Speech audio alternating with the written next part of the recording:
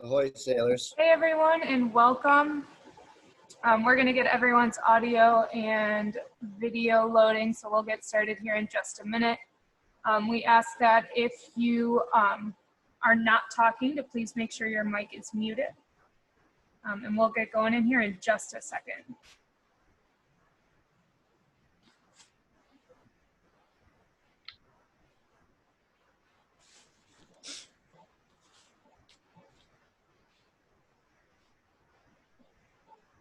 Are these set screws? No, if they're, I'm assuming if they're in the holes in the joints, you know how, yeah. Everything else they're already there. All right. Install the brake with its backing plate up against the spacer. Align the brake on the spacer so that the cam.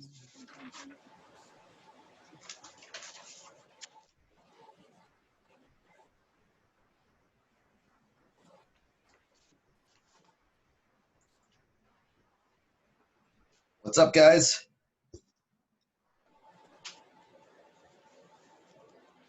What's up, man? Go Roadie. What's up, dude? Not much. So right now we're having difficulty on our end. It's just difficult. We don't have any sound coming out of our computers. So just give us 1 minute as we figure this out real fast. Take your time. And the rest of us just need to learn sign language.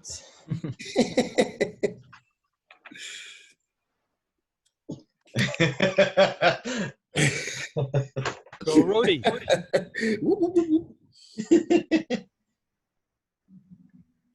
I'll figure out how to get my camera to not awkwardly look up at me or down at me. I need to get one with a fancy background. My computer's not powerful enough to run that. All right, yeah. You need to get like a photo or something. You've got a nice poster there, Andy. It looks good. Yeah. I think so, right? The problem is I threw all the other junk in here, so. Schellenbach, nice work on the article, dude. Yeah. Yeah, that was sweet. He's leaving the IT world for the lucrative world of sailboat writing. Yes. Yeah. Journalism, sailboat style. Journalism. Yes. You can be a regular correspondent for Sailing World. Yeah. Plenty of drama to report on, I'm sure, if you wanted to go with like Entertainment Tonight type mode. Yeah. At this week's Blender Party. As the tiller turns. All right, now we're checking our mic. Are you Yeah, able to hear us right now? Yep. All right, hear you. awesome. So we have our sound and our mic working. We're going to get going. So tonight we are going to be going over stuff from this past weekend. We were able to get 9 races in, and we had 14 boats on the water, which is awesome to see everyone out on the water again. We're going to start off with Andy and Ed. You guys are going to talk over what you guys saw on the water and what we can do to improve that. I know one of our goals were to look at boat handling. Some of us wanted our tacks and jibes to be checked out. And then Sean's going to be taking us through a data walk of what he found on the water after racing through Sail Norge. So Andy, if you want to start off. You want me to start? Okay, cool. I'll come back to boat handling. I was going to start out with some more general stuff, but also, hey, just Megan, Sean, Ed, thanks for putting this all on. I had a ton of fun. I think everyone else did too. It's great to actually be out sailing, and the conditions and the location was perfect, so I had a great time. The big thing I had in my notes after sailing this week was communication. I sailed with my sister, who I've sailed with a lot, and we know how to sail with each other, and she kind of knows what I'm looking for. And I think we would talk from the 3-minute gun until we finish the race. And on a shifty venue like Culver, you really need to know where the shifts are coming from. So 90% of our conversation was, where's the next puff? How do we get to it? When do we tack? When do we jive? And what's our next move? And I think if you can improve on your communication and seeing the wind, everything else will fall into play. Because then there's no surprises on tacks. We were generally in the right place. We knew what the plan was. So with that, when we sail in a shifty, puffy venue like that, I felt throughout the day there was no clear favorite side. I think earlier in the day, the left was a little bit favored. Kind of in the middle of the day, I went a little bit more towards the right. And then towards the end of the day, I think it was a bit of a toss-up, really depending on where the clouds were. And I know there's a lot of races. Sorry,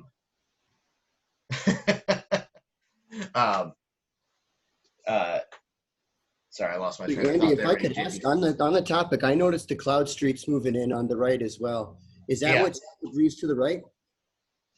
That's what we assumed, and we kind of watched it because my sister made the comment that as it got darker, the wind kept going right, and then actually at the end of the day, or the last couple of races, I remember there was one point where it just got really bright all of a sudden, and she looked at me and said, the righty might not be there now, to go a little bit more in the middle. And I felt you Stroff, you especially got off the right side particularly well. For whatever reason, I felt like you were always coming out of the right.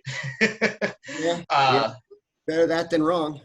Mm-hmm. But we went right on the righty, but then noticed that the pin was favored by probably about like this much maybe. And so the last two we came charging out of the left, got off the line, a couple boat lengths advanced, and then I think that's when it was a little bit brighter and the righty seemed to kind of subside because the righty was the righty was big.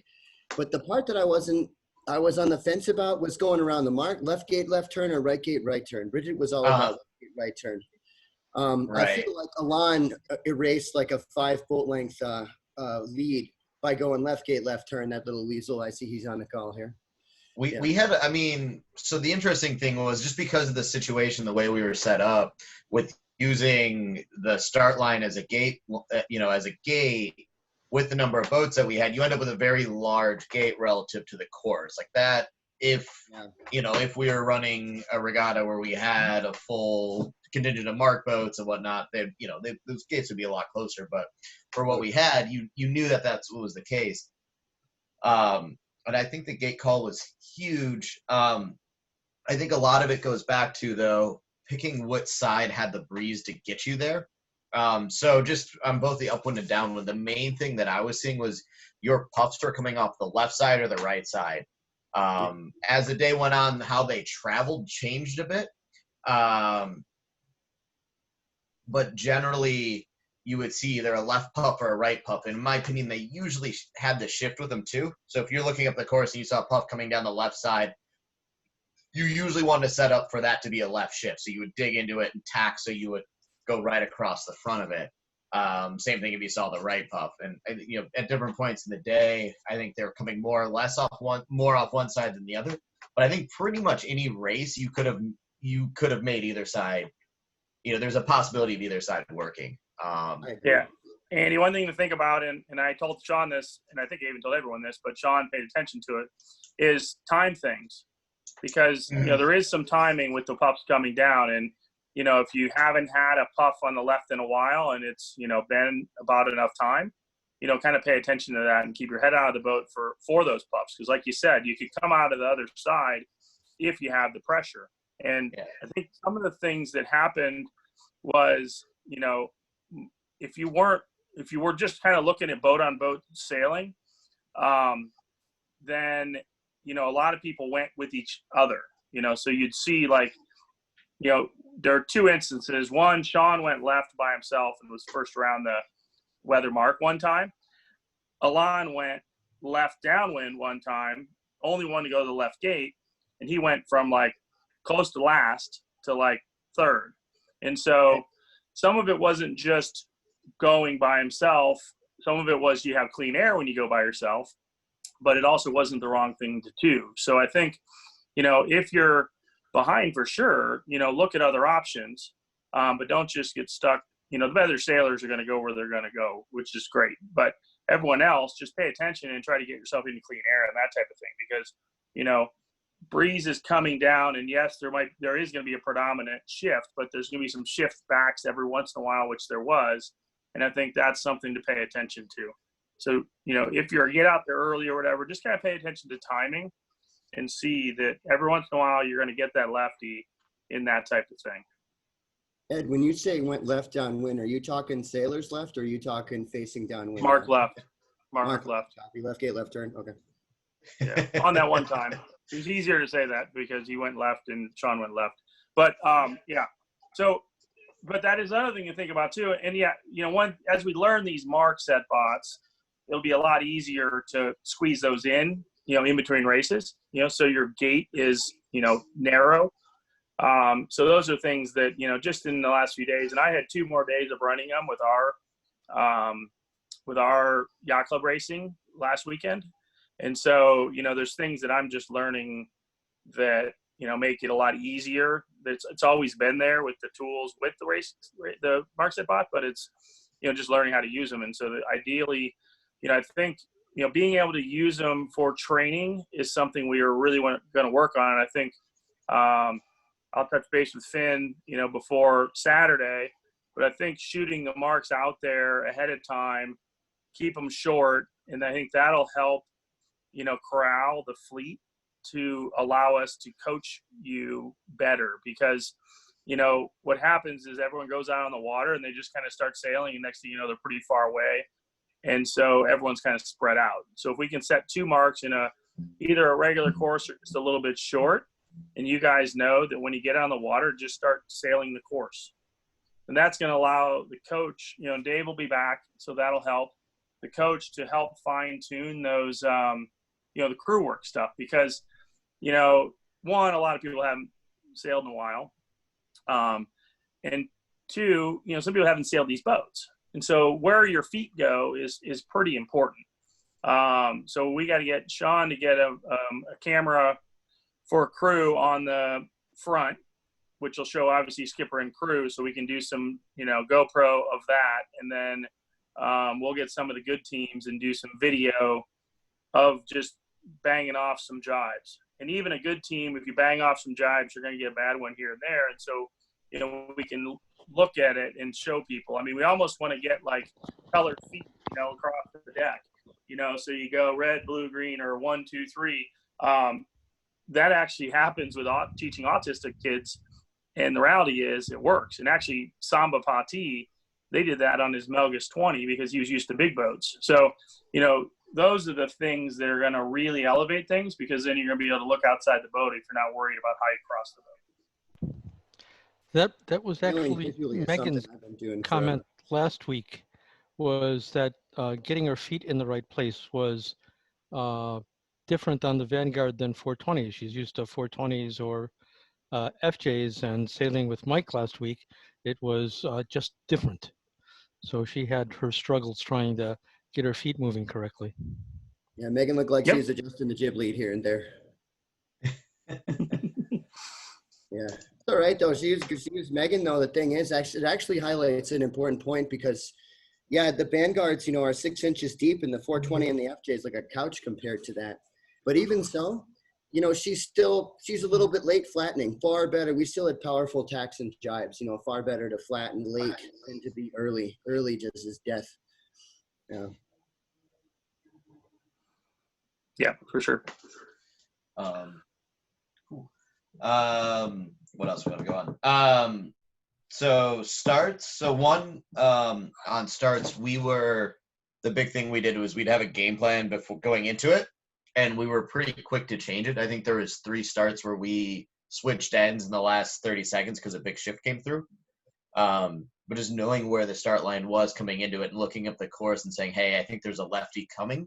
And then once we were able to pick up on it a lot quicker. At the end of the day, the line wasn't terribly long for 15 boats. It was about, you know, it wasn't like we're sailing a 40 or 60 boat fleet where there's this massive line where, you know, it made a huge difference what end you were at. I think a lot of it was just getting off the line clean and being able to tack on the first shift. Some of the races where we struggled was when we couldn't dictate what we were doing off the line. So I'd rather be off the line cleanly and moving than on the wrong side than on the right side and stuck where I can't go anywhere. On Lake Michigan, if we're sailing out in open water, you can get away with, all right, I'm going to start at the pin because I know I can go left and sail all the way to the ley line and tack back and be fine, and play the shift, that one shift. But on the quick shifty stuff, you need to be able to tack on that first one. Well, yeah, that's exactly, Andy, and that's exactly it. Because if you're paying attention ahead of time, you'll be able to see like where that puff is, and you can bail and get down the line or get up the line based on trying to time that first puff. So when you start, you're going to get a puff pretty quickly, and that's going to help you accelerate out and get pretty far ahead of, the boats that missed that, especially with the way that it was so puffy. And so I think that's definitely pretty important to be in that first puff quick. And then, if you get in it, most likely you can tack. And then you can stay in it or do whatever, or not tack, depending on whatever happens. Yeah. The other two big things on the starts, I felt everyone in general was setting up way early. As the racing went on, we came in later and later. There's one race where Bridget came in and we got set up too early, weren't watching behind us, and they got underneath us and just, stopped us. We had no room to accelerate. We had a terrible start, got pinched off right off the line. So in general, I think everyone was setting up a little bit too close. And then the acceleration. So two things on that. One is know how long it takes you to accelerate. I feel like in general, again, the fleet would get too close to the line and then we were accelerating too late. There's a lot of people are coming off that line kind of flat-footed, where they weren't really fully up to speed. Vanguard accelerates quickly, but it's not instantaneous. We had, I'd say, it takes 4 to 5 seconds. So, it's easy on the dinghy start. You hear the 5 second, you just switch it over. And then the second thing where I think we really were able to squirt out off the start line is every time I'd look around, everyone was super heeled up coming off the line. If you're, I'm not in as good a shape as I used to be, but if you're going to hike hard for any period of time, that 10 seconds right off the line, that's the time to use your one shot for the race. And even if you can't do that, just get the main out, get the boat flat. I can think of a couple where we didn't have a great start, but we were able to get the boat flat, and the boats to weather of us were heeled over, and they just kind of start falling down into us, and then you're able to peel them off, create a lane and tack. So just getting the boat moving, getting the boards working, getting it flat really was helpful. Hey, Andy. Yep. Can I ask you a question about the acceleration of the V15? Yeah, fire away. So I've only skippered V15s a couple times and come in from primarily 420s and FJs. Like usually under a certain wind speed, call it like 6 or 7 knots. Like you're doing a pretty big heel to leeward and flatten. And I noticed V15, maybe my timing's just still off, but it didn't seem like it was making, maybe it wasn't light enough this past weekend, but it didn't seem like it was making nearly as big of a difference in the V15 as it was in the 420 and FJ, but I just wanted to hear your take on that. I think it's somewhere in between the two. I've always felt a 420, the big heel to leeward and flatten is huge because that boat's got such a big beefy centerboard, and the FJ is a little bit twitchier. The V15 I think is a little closer to the FJ, but it still has enough power to it just because it's a wider boat. I would say we did that in about 75% of the races, and it's usually when we would get too tight to a boat next to us, or that we'd hit a light spot and we'd do it. Gotcha. If I had the time to just put the bow down and do a normal acceleration and I didn't feel like I was behind, I wouldn't do it. Gotcha. But I would, I would practice it and do it. I think it's an effective tactic up to about 10 knots, which I think for all of those boats across the board, it's more or less the same. I think the big difference actually is the V15 has the highest power to weight ratio of the 3 boats by, I think, a pretty wide margin. Definitely the 420 is obviously the heaviest and slowest of the 3. And I think compared to an FJ, it's still pretty powerful. Yeah, for sure. So when you say that it's powerful, you mean it's probably less valuable to have that heel up because you can just because your sails are going to get the boat moving without there's more power in the sails. You're going to be fully powered up. And I think if you're fully hiking, trying to heel the boat, then flatten, well, you're just fighting against yourself. Just get out. You'd be better off just pulling in the sails, putting the bow down, and hiking. And being able to put the bow down, I think, is more important than being able to do a proper rock. Low density starts.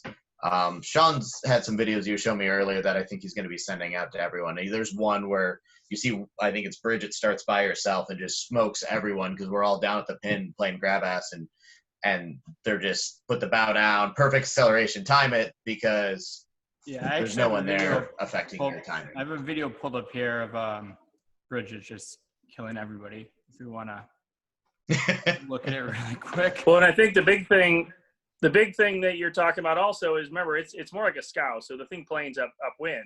And so by getting your bow down, instead of hiking your ass off, you can ease the main, get your bow down a little bit, and you can pump the boat a little bit because of that. Once you stay flat, and if you heel a little bit, you can literally pump the main and flatten the boat, and it's going to squeeze and go forward because it's such a light boat. So, those are things to think about as well. And so keeping that boat flat is way more important than keeping the sails in. So don't kill yourself hiking, like he said. Take advantage of getting off and doing kind of a pump hike to squirt yourself out, but then ease the main some to keep your boat flat, because that's way more important, so you don't slide sideways, like he was saying. Keep the jib in for your point angle, and then, work the boat and get forward. Everything he's saying is good. We're not these really long legs that, like, hiking like a laser, for a long way is going to be beneficial. With the puffs, you're better off like going fast and then working your way up, going fast and then working your way up. And that's going to be a lot better for you. And Sean will have somewhere in all this stuff, he's going to show some examples about how different the angles of the boats are. And there's no right or wrong reason. It just happens to be that the boats change angles so quickly in these puffy conditions that you just going fast is so beneficial. Yeah. You got something you're going to play here, Sean? Yeah. Can you guys see my screen? Yep. Yeah. All right. So this is the start of big race 6. So over here on the right, I'm going to draw on this. I'm going to annotate. Annotate. Draw.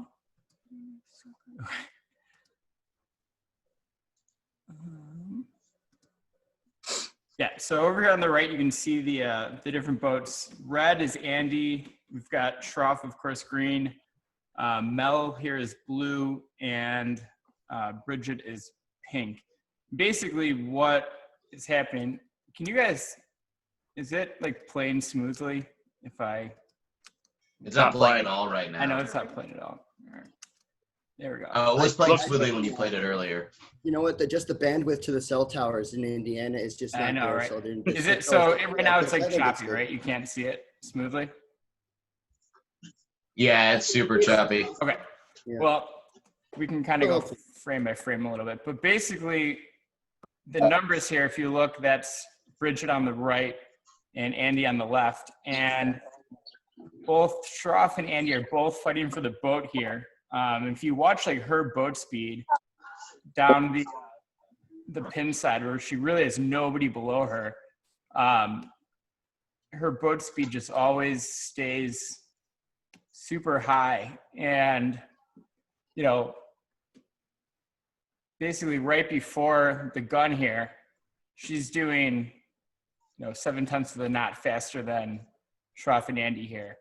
And then what that allows her to do is at the gun, she has enough speed that she can put it into like a close hauled super pointy mode. And if you look on the track, she just literally walks all over Mel and is pointing in a totally different angle. And that was all just because she had room to run down. She kept her speed up, and at the gun, she's, fully trimmed now in a super pointy mode, able to climb up, everybody, versus the boats at the boat end that started really are kind of fighting with each other and not going nearly as fast. I mean, she's going nearly a knot faster than everybody just because she got off the line clean here. It's literally an example of Schroff and I playing grab ass. I remember that start. Yeah. I do too. We attempted to slam the door on you. We got off the line really Yeah. short. We Vanderbilt it on one and got off at pace, but just not accelerating. Not accelerating. Bridget had time to put the bow down. What race was this? 6, you said? 6. Yeah, This this is is Trophy. race This is the 6 race at you and I kept almost running into each other. Oh, it's because I love you. Race 6, right, Sean? Yeah. Yeah, so Bridget actually, to demonstrate the shiftiness, was 4th in that race. Camarda was 1st, you little weasel. Yeah. Oh, yeah. Okay. Yeah. No, there was a righty on that one. Yeah, I mean, it was more important being able to dictate where you went. And I think that race, we really liked the right side. And I think that was the only race that we really fought for the boat. And my plan was to late drop it and sneak it in there, but Trophy wasn't going to let me do that. No, I knew what you were up to there, Chester. Nothing I needed. Usually that had been working most of the day, but it didn't work that race. Yeah.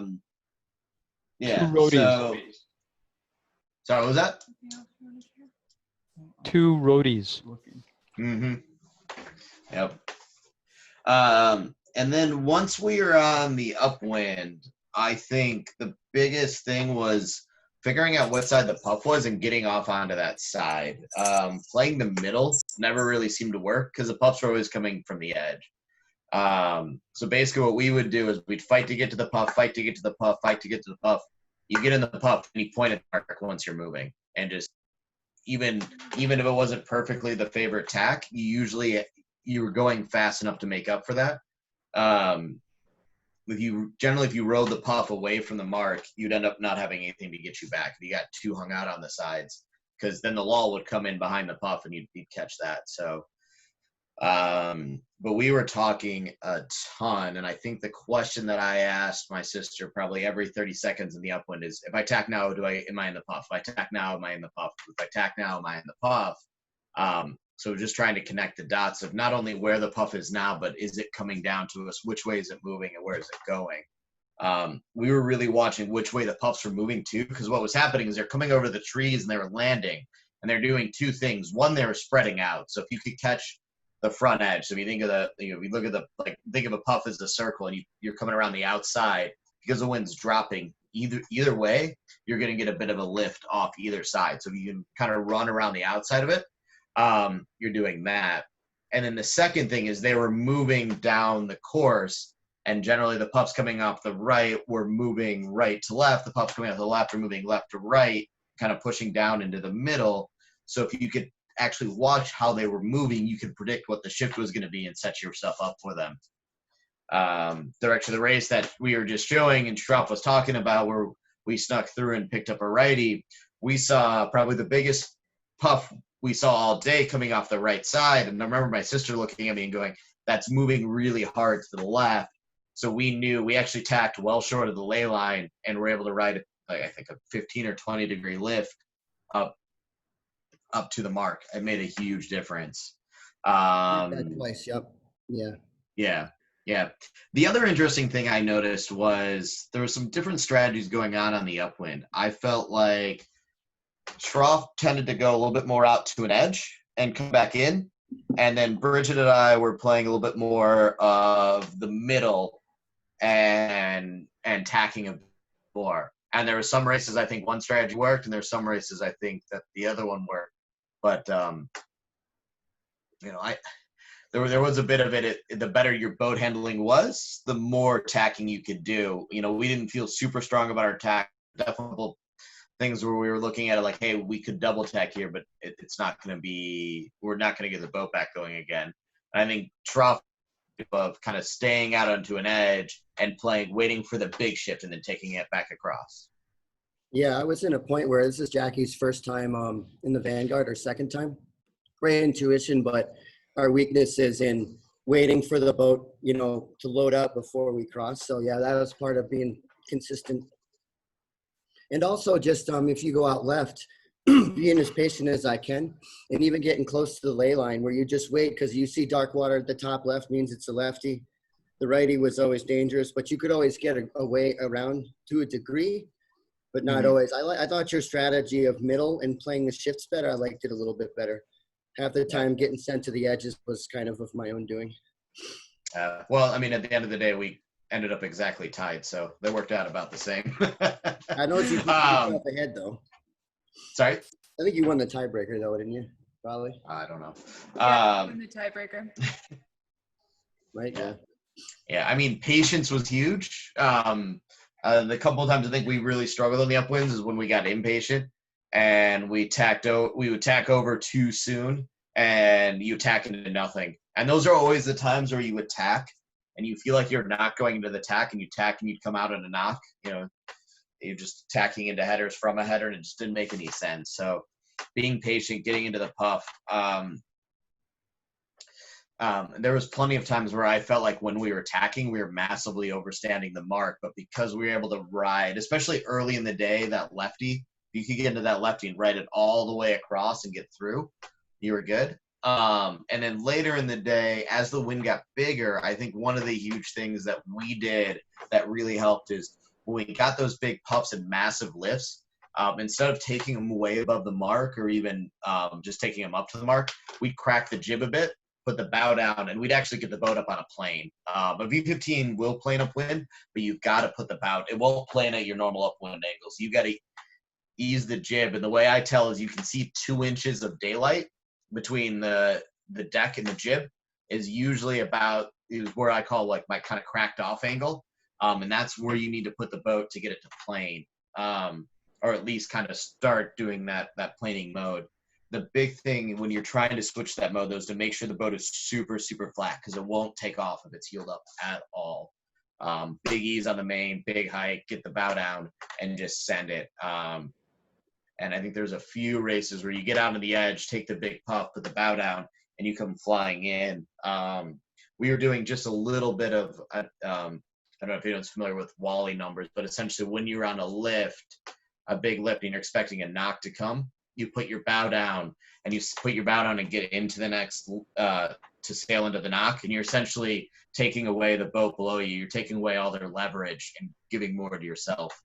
And I thought that was pretty strong, especially when the big pops, when you can switch the modes, put the bow down, pop it up on a plane, and get down and across the course. I think that was super huge. Well, if your vang works also, it's also like a scow. So when your vang works, you can vang on and you can basically, you're changing the sails are just rotating and you're keeping the boat flat and planing. And so you're just going to go faster. So your VMG may actually be more, even though you're cracked off, because you're planing, you're fast, the boat's going, and you know, it's going to be beneficial. I've never felt the V15 will plane in a full VMG mode. Also, our vang was fucked. We never touched the vang. Well, I'm not saying it's VMG mode. I'm just saying your VMG may not be any worse. Right. Yeah. It's data about that actually, right? Sorry. Like you could pinpoint on the data here of when you were. Yeah, I'd be curious because I kind of know the rate. If I looked at the race data, we could go through that. But it was huge, especially if you're overstood. Or one of my favorite tricks that we did a lot was if you come around the weather mark in a puff and you put the bow down as you came in and plane around the mark. Especially you could actually turn that into a low mode. So you come into the mark, bow down in a big puff, make sure the boat's flat, your sails are trimmed correctly, you know, especially the jib. The jib is super important if you want to get the boat up on a plane, either in that tight reaching mode or even on a broad reach mode. And do a nice smooth turn as the sails ease, as you come down with the boat nice and flat. You'll plane around the mark, and what you can do is just carve that turn all the way down, get all the way to a dead down angle, pop the jib over, and usually you'll end up inside of anyone that's in front of you, and that gives you options on where you want to go on the downwind. Andy, explain more about what you're talking about, because you know when you're saying, so if you come down, say you have a boat that's bow out on you, but you're above them, and then you basically bow down, reach, and get bow in front of them. You close the gap, but you're shutting them off, and that's that can be a huge move too. Right. Oh yeah, if you're overstood, yeah, that's especially if you can get it in the puff and get the boat to pop up and really take off. You know, I think. You know, Finn was talking about Vanguards and FJs earlier, 420s and FJs. That's the one big difference between a Vanguard and some of these other heavier dinghies is it really will change modes on you. and allow you to turn that height into boat speed, which I think is part of the reason we weren't as nervous about being over ley line. I think we overstood a lot of marks, and it didn't hurt us that much because we were able to put the bow down and turn the height into boat speed, and end up in about the same place. But, you know, we were able to get into a puff, so we were sailing a little bit extra distance, but we were going a lot faster through it. Does anyone have any other questions about the upwind portions of it? I noticed, and again, I was only skippering for the last like 2 races, but I noticed when I was skippering, the shifts were pretty short, to the point where like if you could pull off the boat handling, it probably would make a lot of sense to be playing the shifts a good deal. But I did end up on one race like super, like I was definitely the farthest boat to the left, super lefted, a decent a couple degrees above the windward mark. And I did ride it out, and I had the feeling that it wasn't going to last all the way to the mark, so I rode it high, which I know is kind of a bit of a faux pas. But I guess I didn't really realize how much faster the boat is on a plane if you crack off. So do you have a way, Andy, or anybody else, that you kind of determine between those two options of knowing, that the shift's not going to last, ride it out a little longer, or crack off, get it on a plane? Like, is that velocity of difference that big that it is much better VMG option? I think just the puff's got to be big enough, and like you had and I think some of it comes down to too how heavy you are. Like we were on the heavier side, and I think you and JP were probably actually even heavier than we were. What was that? I was with Luke, but yeah, we were. Oh, Luke, sorry. Yeah. But you guys are also pretty heavy. You know, I think you know you're up to anyone over, once you get over 300 pounds and start pushing 350. You know, that's one of the tricks that really becomes more advantageous to you. If you're really light, that move's going to be harder to do. But if you've got enough weight to really put the bow down and hike it, it becomes a better move. Basically, it was when we expected either a big knock to come, but more likely than not, it was when we were overstood on the mark and just knew we needed to get bow down, and that was the way to get there. It was the mental math of we can get most of the way to the mark in this puff if we pop the boat up on a plane. Then it doesn't matter if the shift's wrong because you're there. You know, you got you getting close. You're getting up that ladder so quickly that it kind of negates what that next shift is. Okay. So it's usually top third, big puff, bigger puff, something where we're both fully hiking. And just it's a little crack of the jib and it goes. Got it. Hey, Andy, what was your combined weight? We're pushing 250. You can ask my sister what she weighs and let me know if you get an answer. 350, sorry. Yeah, we were 280. Yeah, you were definitely on the lighter side. So I don't know if you were able to plane upwind on some of those big puffs. I don't know if it was a full plane. We were definitely ready to go. We had to hike hard, and there was I dropped the main all the way off, like to your point earlier. If the hole doesn't flatten, you won't take off. And to your point of putting the bow down, we had one scenario where we put the bow down and we're able to get up and go, but not to the tune of a full blast plane where there's times when it's really windy and you're overstood. You could put the bow down and really fully blast plane to where the VMG is right there or better. Doesn't make it, it makes overstand maybe, but I think to your point, like I would say ideal weight range in the Vanguard 280 to 320. Is that right? Or do you think that 350 is still, you were fine in 350? I would, if I had the choice I would be 300 or less. Yeah. I like 305, 315. Okay. Interesting. Thanks. But I've always liked to say I think that your optimum weight range is that 280 to 300 that you mentioned. But it definitely does make a difference in that situation, whether that option's available to you. Having more weight just makes that move more. Not only does it make it a little bit quicker, it makes it work. It's a lot easier to do when you're not having to fully hike to get it to pop up like that. So, any other questions on kind of the upwind tactics? All right, cool. I think the one thing that made the biggest difference for us as far as passing boats in the race was usually about 20 to 30 yards from the weather mark. We would take a second, we'd look up the course, and we'd call which way we're going to go downwind, at least for the first puff. And it was super random which side it was favored. But if you could come around the weather mark and then hit that first puff downwind, especially if you came around the weather mark and not a lot of breeze, I think there was a lot of times where people would come around the mark and everyone would just kind of go dead downwind, and one boat would either go high or go low and just take off. Because what I felt like was happening is you'd get off onto the edges and you'd get a puff, and the puff was always a knock. So now all of a sudden you're sailing a hotter angle, especially with the gate marks being a little bit wider. You're actually able to pop the boat up on a plane downwind and be sailing right down at the mark in good breeze. And even if you didn't get it up on a plane, you'd still be in a reaching mode in pressure, which is always going to be faster than someone trying to go wing on wing downwind, down the middle, and not as much breeze. I think there was one downwind where we went from like 7th to 2nd, where we were the only boat to go straight on starboard, and then there's those puffs coming offshore, able to catch the puff, and we got up on a plane and we just sailed past a whole pack of boats. So again, there's that mode shift in the Vanguard, and I think downwind it's easier to do because you can get the boat to pop up on a plane a lot easier on the downwinds. Sorry, do you have something, Trophy? Yeah, I said, when you got that 1/7 to 2nd, I remember we rounded ahead of you and you jibed early left to the edge to catch the righty and did your planing thing down to the left. And then this one you just said where you went from 7th to 2nd, was that a right gate, right turn? Where you went it was a finish, but yeah, it would have been a right gate, right turn.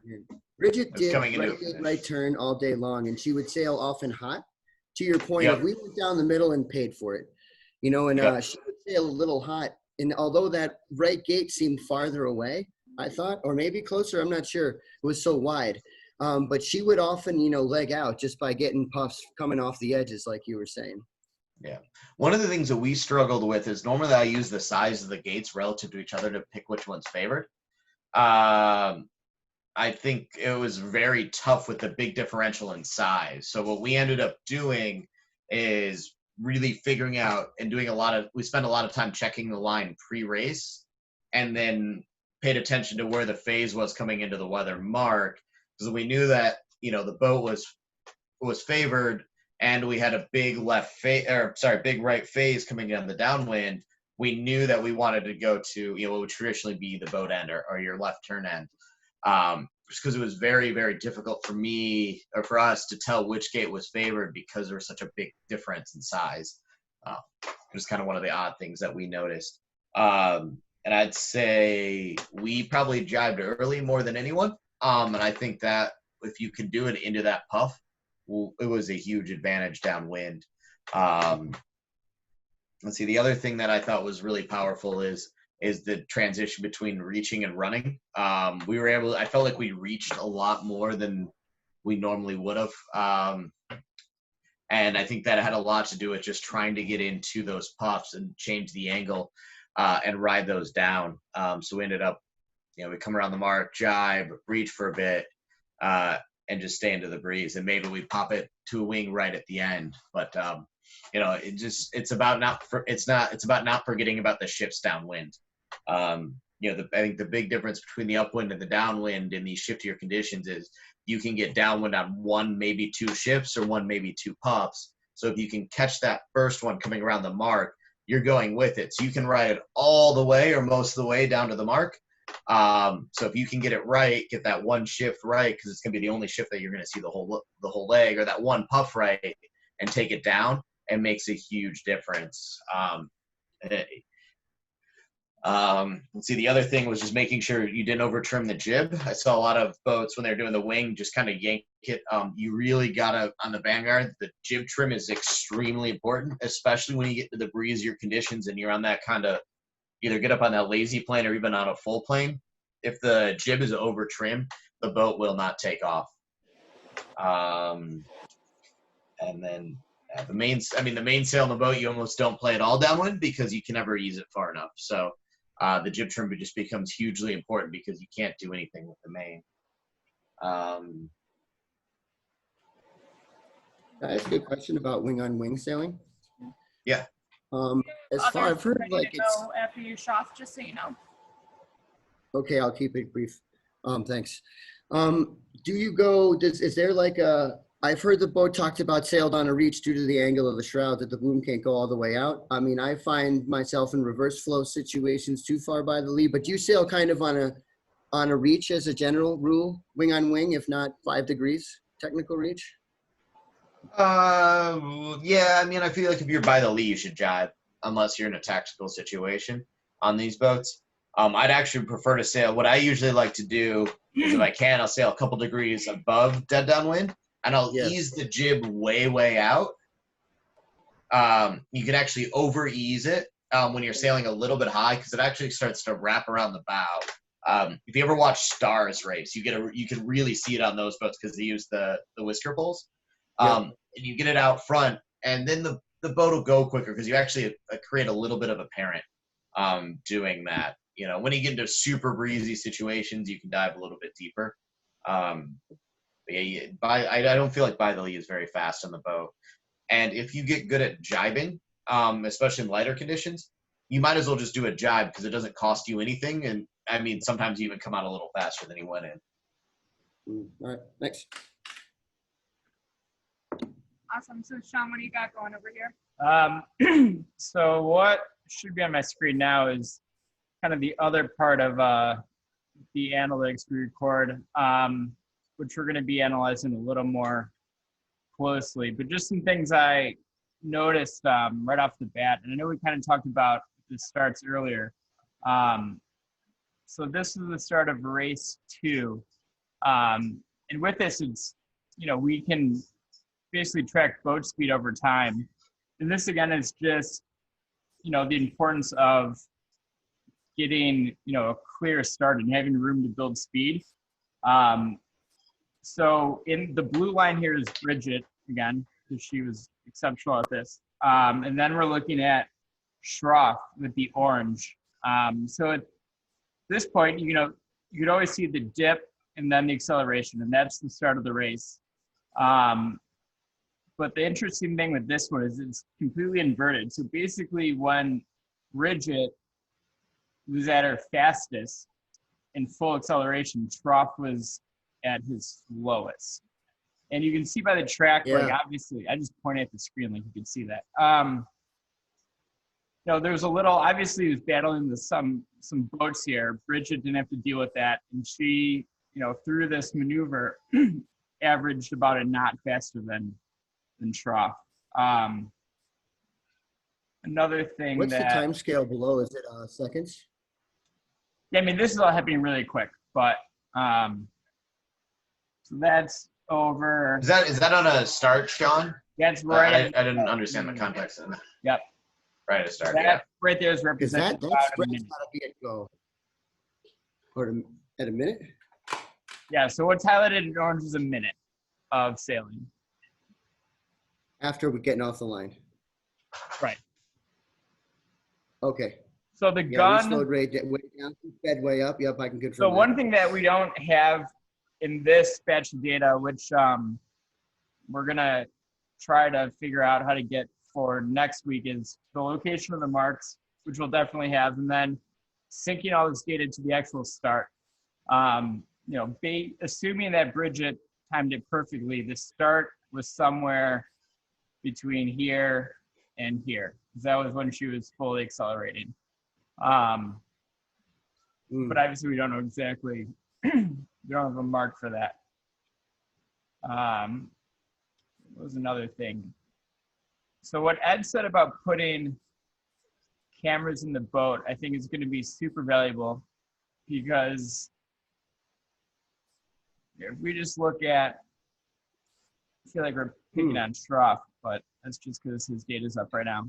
If you notice Bridget in blue and Schroff in orange, you know, these two units are recording at the same rate, and all of her maneuvers, a lot of these dips are tacks, and she did a lot of tacks on this upwind leg. They're super smooth. versus, Schroff, who's like up, down, up, down, up, down. And being able to have a camera in her boat, and then having it in other boats too, we can really look at the footage and overlay the data and see, what are they doing that's causing their maneuvers to be so smooth. Like her accelerations don't have any jitter in them, which is pretty impressive. So yeah, they're juniors at ODU right now. What was that? Yeah, they're in their junior year at ODU, so they're super sharp. Right. Yeah, I don't. That was definitely up down like that. That's a very, very interesting. No, I didn't realize it was that dramatic. Well, it's not picking on anyone. It's just using an example of someone who's in their prime right now, and the goals of getting Troff's trying to I know you want to get your crew to be dialed in, and she hasn't sailed the V15 a whole lot, so these are good information, and then we need to back up this information with what both the skipper and crew, depending on the boat, really everybody, can learn from what good looks like. Yeah. And it's not they weren't perfect every time. They just were more consistent. Right. So Andy had the same thing. I had Bridget coach us a little. I'm sorry, dude. Go ahead. So this is looking at Andy's boat as well, and you can tell it's a little tighter, but still there's a lot of little jumps around versus the smooth arcs that they're getting. So every wave you're showing is a tack with Bridget? Not. I mean, I'd have to go through and actually point them out, but a lot of them are. A lot of these big spikes are acceleration, deceleration from tacking. And you can actually watch as I move across the timeline. You can see the cursor showing us where the boats are on the course. So this here is a tack from her. Yeah. I said I had her walk Jackie through a little bit, and we did it. I had her do a few tacks like for Jackie to see, draw the conclusion that the crew follows the jib around type of thing. But yeah, I don't doubt it. What's more is my boat is quicker than the boat she's sailing, and still she wins. Yeah. It just tells you how what the boat handling does. She and her boyfriend are both, Bridget is almost all American crew, junior at ODU, and Jack, I think, is a skipper, not varsity, but they're both real sharp. Yeah, Go Monarchs. So with all this data, we're basically just figuring out, this is like the tip of the iceberg as to what this is all capable of. So Jonas from Sail Nord, she's one of their software engineers who developed this, is going to be helping us out for next week. Actually, we're going to add the video, look at that, but then he's going to help us to crunch these numbers a bit and actually generate some reports. And as Andy said, basically at the end of, the virtual sailing where you get all your info and stuff, we'll be able to give you guys reports about, who sailed the furthest, who sailed the least distance. So we're starting to scratch the surface with all this data, and we're getting some, cool insights. But next week we should have the man himself helping us out to really make the most out of it. This is awesome, dude. This is really, really interesting already here. Hey, Shroffy, where'd you have your shrouds all day? We went down a step on two separate occasions. Started at base. What's your base on the Stainmaster? Base setting is like 8, 7.5 to 8. Yeah. Okay. We were weary about too much rig back because it hurts downwind, but we found like trouble in the puffs, and as soon as we pinned back, dramatic acceleration upwind. Did that like 8, 7.5, and ended at maybe 6, 5, something like that. Okay, so you went down pretty aggressive. That's down a lot. I mean, my rig is like left to right. I gotta measure it, because it's like I think I might have been off by a centimeter left to right, or a quarter. What was yours, Andy? I started at 8.5 and I ended at 7.5. But we were a bit heavier, and I'm a bit odd. I like my rig a lot further forward than most people. because I sail with a lot more main sheet tension. So I'm usually half a setting to a setting further forward than everyone. So one Actually, it'd be interesting to measure the boats, because I bet you that our base and my base, I bet you there's quite a good bit of difference in what's I feel like not everybody out there adjusted their rig for the increase in breeze. So for Andy and Schrupp, the guys who did it, at what point do you decide, okay, time to change the rig up a bit? When you're feeling sorry, go ahead. For me, it's yeah. I'll go and you can then go ahead and correct. It's I do it when the hiking is excessive, when we're having trouble holding the boat down. Like we should be able to put the bow down and accelerate comfortably. And if that's not happening, with Cunningham and outhaul and bang, all the flattening we can do, then I'll do a step down on the rig. And very weary of getting burned by lulls. And step down being 0.5. We did pretty much exactly the same thing. The one hedge we will do is we'll bring the rig back, but we'll leave the rig a bit on the loose side, because I feel like you can move the rig around a bit. I'm sorry, we'll leave the pins. Sorry, we'll leave the Staymasters longer, or at 8 or 8.5, and then we'll ease the head stay off and kind of sail it like you would an FJ in college or high school, where you cannot touch the rig, where you've got a little bit more rake back, but you use a lot more main sheet to get your forestay tension. Sorry, I didn't explain that well. So you're keeping your rig further forward, but you're easing your head stay to get the rake right, and you're using your main sheet and your bang to make sure you've got the rig tension on the boat and everything stays powered up. It's a bit harder though, because then when you do ease, the jib powers up. So if you want to get in any sort of point mode, you really got to make sure you keep the main sheet on, and you got to really hike to make that one work, and you got to sail with a bit more bang. I think the one thing I would have changed about the boat. By the way, Dennis, the boat was good, no issues. Saw your question. Would be to add more purchase to the bang, so that we could adjust it on the fly, especially in some of those big puffs. Putting a tug on when we saw some of those really gnarly puffs coming through to flatten the mainsail out would have helped. Yeah. Did your boat leak at all, Andy?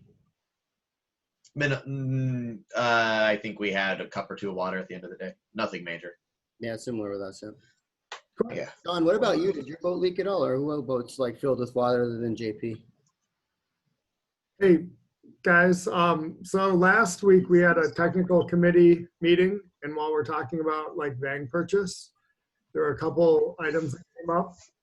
One, allowing more purchase on the jib halyard, which the people in San Francisco were really big on, because they sail in so much wind. And then the other is something I've always thought is improving our bang. And I just wanted to get people's opinions while we have a bunch on the call. The class rules were always pretty tight on not changing out hardware. And I'm in favor of loosening that up a little bit. Wanted to see what people thought. Well, safety is making it easier, right? And I think with the Vang, we found out that people flipped over because they couldn't use their Vang. Right. So, I think. Yeah, go ahead, Ed. Sorry. Well, I would just say, people, I understand, wanting strict, tight rules. But then you got to get to a point where what's the safe thing? And the safe thing is being able to use your Vang. And so I think creating best Vang that's not necessarily, adding a little purchase I think is great, because then when you use it, but you need to create a setup that is easy to adjust, and that's the most important thing. So if you guys take a look at our boat, we have it rigged up for the maximum amount of purchase that the class allows. And it allows for 2 cascades, which gives you plenty of purchase. And the one little thing that we tweaked, so the hardware, the little block with the V on it that you have to use, the problem with that is it angles up. So to release, you have to pull and then go up. And it's really tough to, if you have it mounted on the bottom.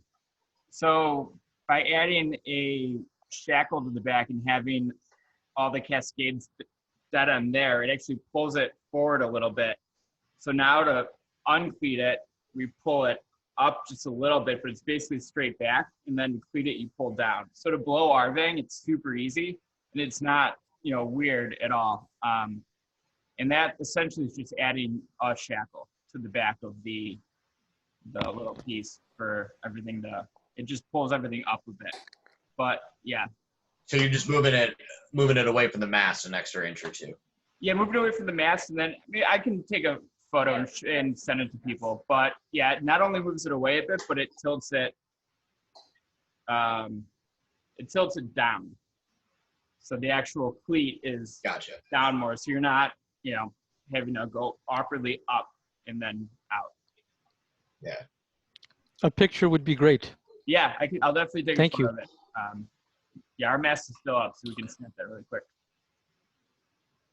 I mean, from a safety standpoint, you should think about doing what the Vipers do, where they lead it back.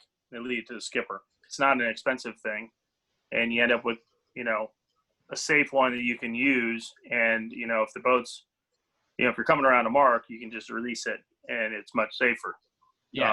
I would just think about the overall, if you're going to make a change, to make sure you don't just make a small change that isn't going to be as effective as you really want. Yeah, and that's what I guess, Ed, in order to lead the lasers had like a very strict one design with some pretty average hardware, and then at some point they decided, enough of this crappy hardware, let's just make a system that works, and they never looked back, and it's a much better boat for it, right? Yeah, the old system of lasers with line loops and everything was a mess. So yeah. And like those Holt Allen fittings that, anyway, I guess they just decided it was time to make a wholesale improvement, and I guess they never really looked back.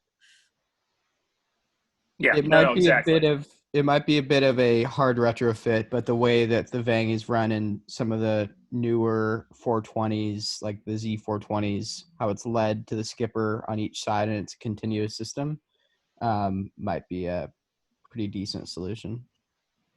Now another thought. So right now I have an 8-to-1 Vang. At some point the gooseneck on the Vanguard isn't super strong, I don't think. How much purchase, if we were to say you can have X amount of purchase, I was kind of thinking top it out at like 12-to-1. And just wanted to get people's opinions on So yeah, what that's of. what it is right now in the class rules. You can go up to 12-to-1. It's a 3-to-1 that you can cascade twice. Okay. 12-to-1 is fine. We're single cascade on 3-to-1, 6-to-1. We're not going to have any problem with that. I think 12-to-1 is more power than you'll ever any need. higher than that, you're not going to be able to put it on enough. You're going to run out of line, at least. You're going to start breaking stuff. Yeah. Right. Yeah. That's why. There's not a lot of strength in that area of the boat. Unless you want to make the Vang part of car topping too, and it could be like a strop. That's a thought. I never put more than 6-to-1 on my Vangs.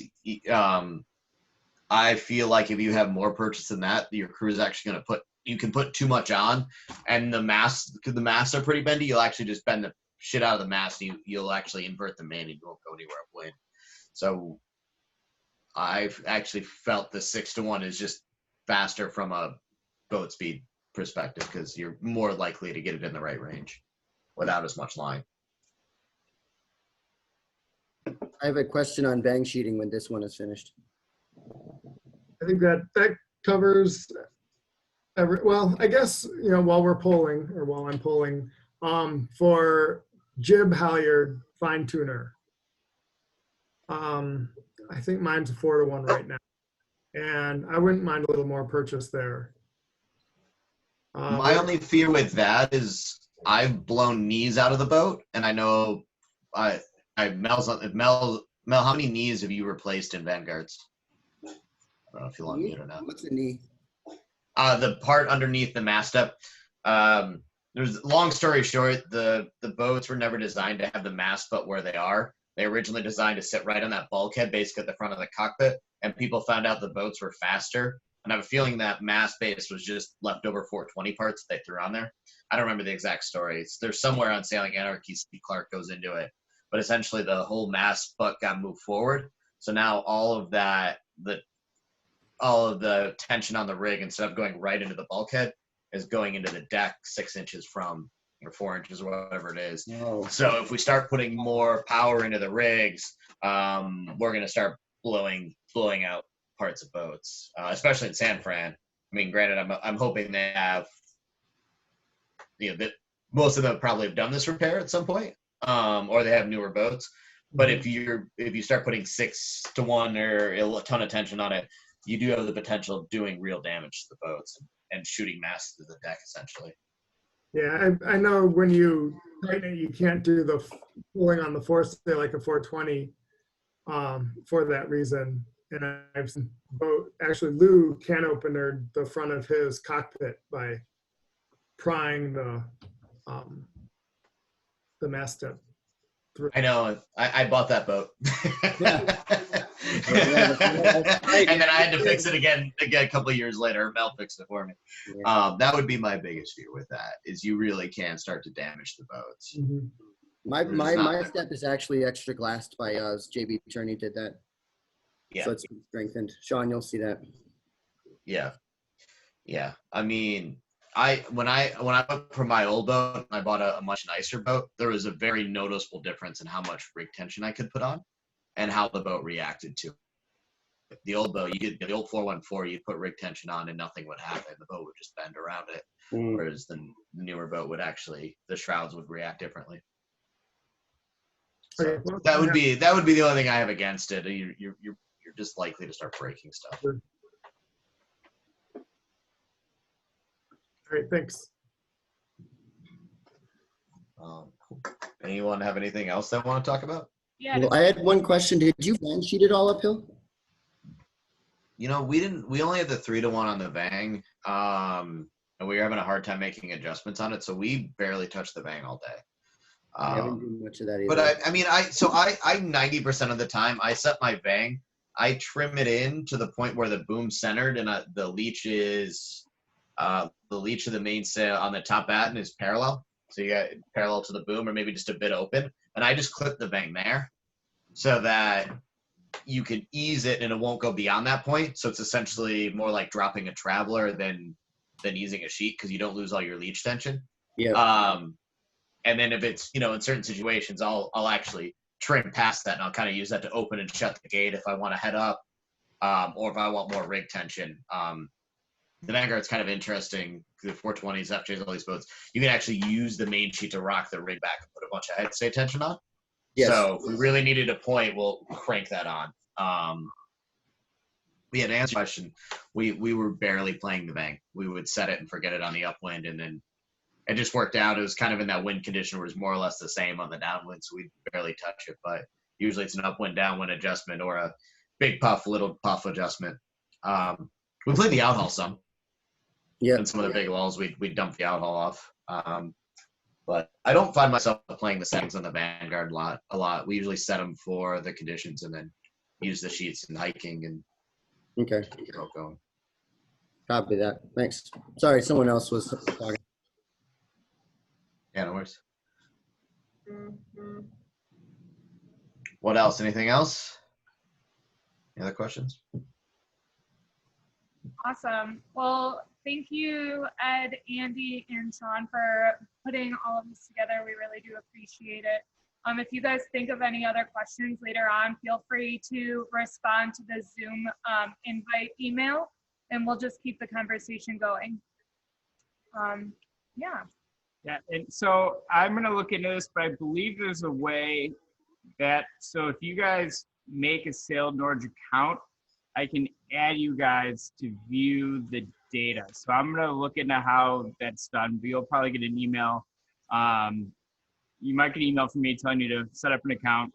Let me know what your username is, and then we can get you so you guys can kind of come through this yourselves. And like I said, next week we'll have some pretty cool reports and some of this race footage with the data overlaid on it. It's really hard to stream, we're finding. So we'll see if we can maybe do some screen recordings of just, full races and then send those out to you guys. We'll also be sending. Awesome. Yeah, we'll also be sending more information regarding next weekend tomorrow night. So be on the lookout for more information about our final race weekend. Awesome. Well, What about Awesome. all the photos and videos that are out there now? Tons of pictures from last weekend, this week. Yeah, so I don't know if you guys really saw what? No, I'm just gonna. So this Sail Norge thing. Can you guys? Oh, hold on. Sure. So basically, what it does, can you guys see my screen? Yep. So basically, on the bottom here is like a timeline of the day. The white lines are races, and all the media I was able to just dump in, and it lines it up to like where it is just based on the timestamp. So we've got like still photos, on the water footage, and drone footage all kind of mixed in there, which is pretty neat. So we're gonna,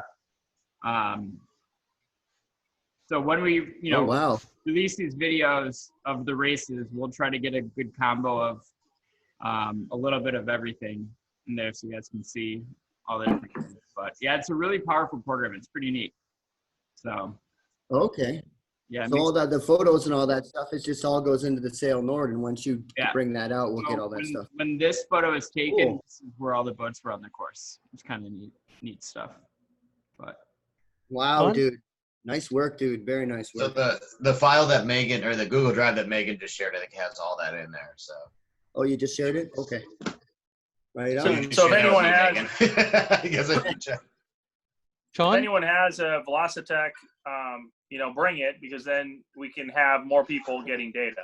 yeah, we might try to go back to phones again for some of the boats, but Velocitechs definitely are great. They record really accurate data, and it's super easy for me to put into this program. But Can you use Pro Starts too, or just Velocitechs? Pro Starts, Or just Pro the pucks?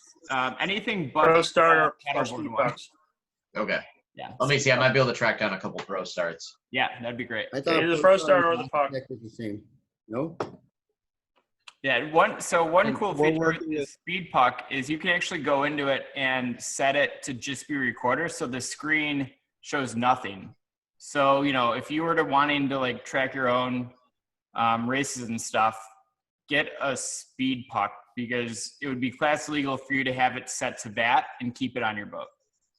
It wouldn't show you any numbers. It would Oh, that's still cool. just be there as a recorder. And that's perfectly allowed in the class. So if anybody wants to start recording their races, tracking their own, data and stuff, I highly recommend the Speed Puck as your tool of choice for now. Can you just look it up as Speed Puck on the line here? Yeah, Velocitech Speed Puck. We have a couple of them too. But yeah, well, we're working on trying to get one of these companies to build what we're calling a black box. And so it would cost a lot less because there's no screen. There might be some LEDs to know that it's working. Yeah, which is basically the talk. Yeah, basically a data recorder that has, all the stuff. And that sounds like it's pretty close. So, I think we'll be able to do that, where you'd be able to buy basically a black box, and you'd be able to have a data recorder, and you just get on your boat and turn it on and you're good to go. And that can be really valuable just for your own training, as well as this type of stuff. And, if the cost is as low as it should be, then it'd be a lot easier for, a fleet or, us to buy it and use it for what we're doing. Between what we're doing with you guys, and then we're going to do a J70 series in Houston in like August, September, October, November, we might have these things by then. And so we'd be able to use them for multiple series, and, overlay with this type of thing, which would be huge for training and just getting better. So. Well, Electric Pickle will make an appearance there, I believe. Good. Not the Vanguard, the 70, of course. Will a cell phone? You said there's a way to do this on a cell phone. Yeah, so GPX track. the big thing is just Is that right? the rate at which it records. Anything more than like 1 second is going to be you won't be able to really analyze the maneuvers. And I know there are programs that record like a GPX file. So I will do some research to figure out which ones are either free or, maybe like $2 or something that people can, that are recorded at a high enough resolution, but people can use on their boats as well. So have you tested out race queue? Race cues? No, I haven't. Have you tested? Okay, I've used that before, and it seems to have a lot of the same features. Yeah. So I was actually trying to think of them, and I couldn't remember the name. But yeah, perfect. Because I was looking at that, so you saved me some Googling.